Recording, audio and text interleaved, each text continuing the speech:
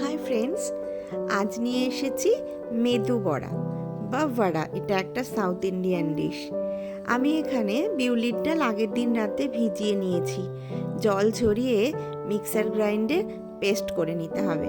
নিয়েছি একটু আদা, কাঁচা লঙ্কা, কারি পাতা, আর এখানে দেখো পেস্ট করার পরে পেস্টটা ঠিক এই রকম থিকনেস আসবে। বেশি পাতলা করলে কিন্তু হবে না। আদা, কারি পাতা, কাঁচা লঙ্কা সব আমি গ্রেট করে নিচ্ছি। এবার এই মিক্সারের মধ্যে দিয়ে দিচ্ছি সামান্য পরিমাণ চালের গুঁড়ো এবং স্বাদ অনুযায়ী নুন।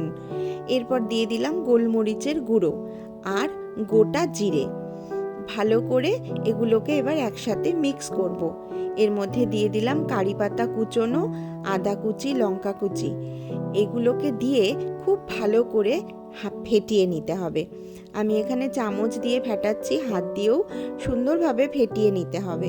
ফেটানো যত ভালো হবে বড়াগুলো তত ফ্লাপি এবং ক্রিস্পি হবে।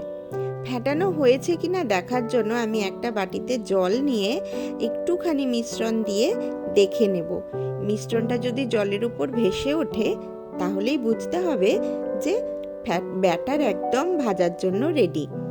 আমি এবার কড়াইতে সাদা তেল গরম করে এখানে একটা পাত্রের মধ্যে সুতির কাপড় দিয়ে বড়াগুলোকে শেপ দেওয়ার জন্য করে নিয়েছি। কড়াইয়ের আঁচ এখানে গ্যাসের ফ্লেম কিন্তু লো টু মিডিয়াম রাখতে হবে।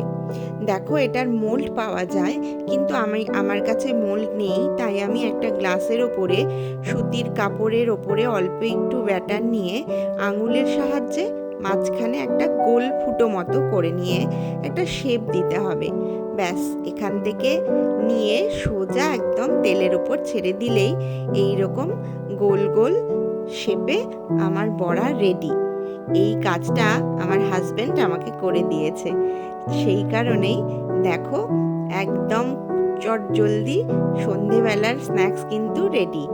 সস কিংবা কাসন্দির সাথে যদি এই বড়া গরম মুচমুচে পাওয়া যায়, বৃষ্টির দিনে কিন্তু দারুণ জমে যাবে। আর এটা একটা ভীষণ হেলদি ফুড। কেমন লাগলো তোমরা অবশ্যই কমেন্ট করে জানাবে।